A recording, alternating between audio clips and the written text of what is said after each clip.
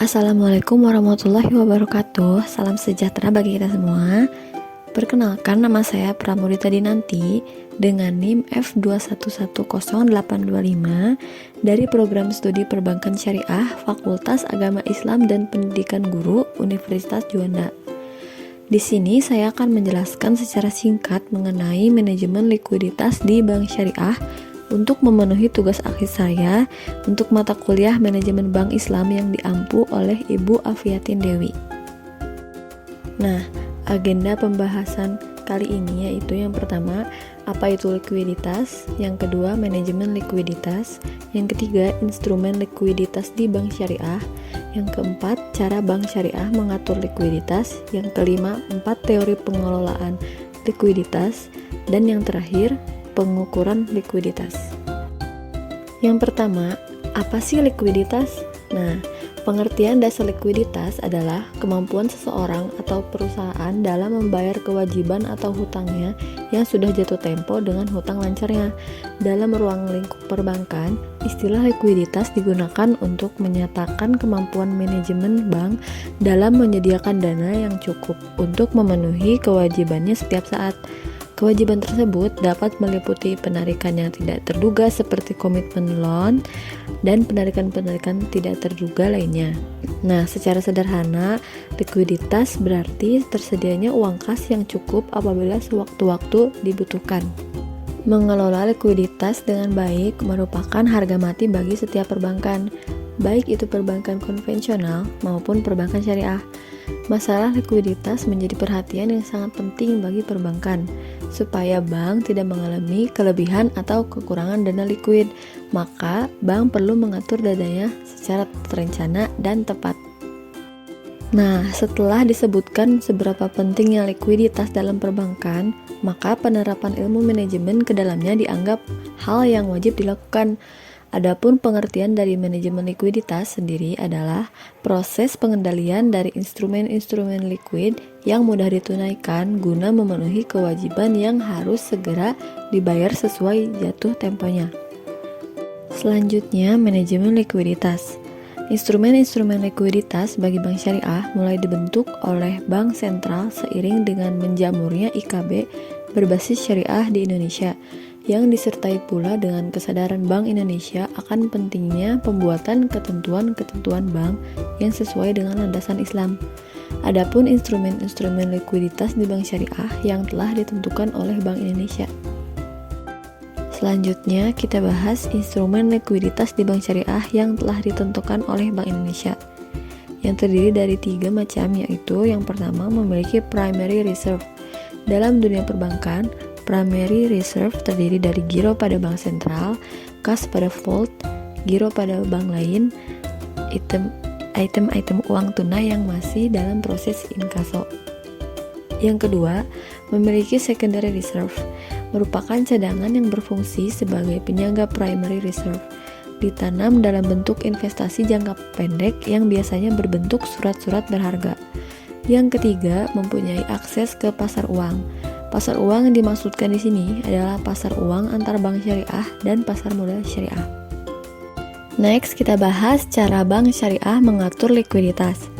Nah, dalam rangka mengatur likuiditas ini, terkadang pihak manajemen bank syariah dihadapkan pada 2 hal yang sama urgennya, yaitu menaikkan rasio likuiditas atau probabilitas, karena kedua hal tersebut mempunyai korelasi negatif, di mana jika bank syariah menyimpan banyak dana demi memenuhi primary maupun secondary reserve-nya, maka dana yang akan dialokasikan ke bagian lending pun akan tergerus, sehingga pencapaian laba yang diharapkan bank syariah akan mengalami penurunan juga.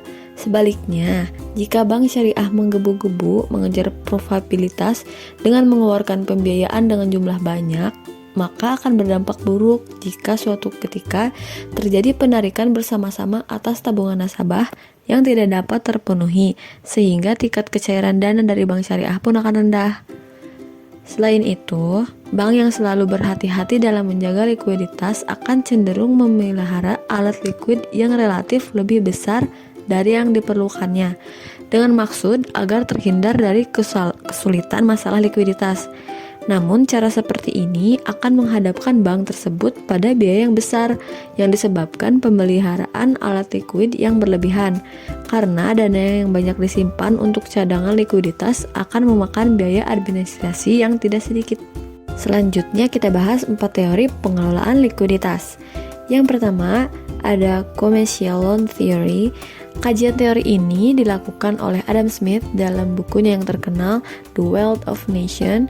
Teori ini beranggapan bahwa bank hanya boleh memberikan pinjaman dengan surat dagang jangka pendek yang dapat dicairkan dengan sendirinya atau self-liquidating. Self-liquidating berarti memberi pinjaman mengandung makna untuk pembayaran kembali. Yang kedua, shiftability theory, yang artinya teori tentang aktiva yang bisa dipindahkan. Teori ini beranggapan bahwa likuiditas sebuah bank tergantung pada kemampuan bank memindahkan aktivanya kepada orang lain dengan harga yang dapat diramalkannya. Yang ketiga, anticipated income theory, teori pendapatan yang diharapkan. Artinya, semua dana yang dialokasikan atau setiap upaya mengalokasikan dana ditujukan pada sektor yang visible dan layak yang nantinya akan menguntungkan bagi bank. Yang keempat ada the liability management theory. Teori ini menyatakan bahwa bank dapat mengelola pasifanya sedemikian rupa sehingga pasifa tersebut menjadi sumber likuiditas. Teori-teori yang sudah saya jelaskan tersebut akan membentuk beberapa alternatif yang dapat digunakan bank syariah dalam mencapai titik aman likuiditas. Di antaranya ada menyediakan uang kas yang cukup, yang kedua mengkonvertir aset ke dalam uang kas, yang terakhir meminjam dari bank lain. Selanjutnya kita bahas pengukuran likuiditas. Jumlah likuiditas yang diinginkan perbankan biasanya ditentukan oleh perubahan tingkat deposito atau simpanan yang ada di bank dan permintaan nasabah terhadap kredit atau transaksi lainnya. Nah, di bank ini terdapat dua patokan yang sering dijadikan sebagai ukuran likuiditas, yaitu yang pertama giro wajib minimum. Rasio GWM atau giro wajib minimum menunjukkan kemampuan bank dalam memenuhi kewajibannya dengan segera dengan mengandalkan saldo gironya di Bank Indonesia. Sudah disebutkan sebelumnya bahwa batas minimum giro wajib minimum dalam rupiah bagi bank syariah adalah 5%. Tetapi untuk memenuhi kelancaran likuiditas sebaiknya bank tidak merasa aman dengan batas pas sesuai peraturan yang ada, tetapi harus berpegang kepada besarnya dana yang benar-benar mereka butuhkan. Nah, di sini ada pun rumus yang digunakan untuk mengetahui rasio giro wajib minimum adalah giro wajib minimum sama dengan saldo giro pada Bank Indonesia dibagi kewajiban kepada pihak ketiga. Yang kedua ada loan to deposit ratio.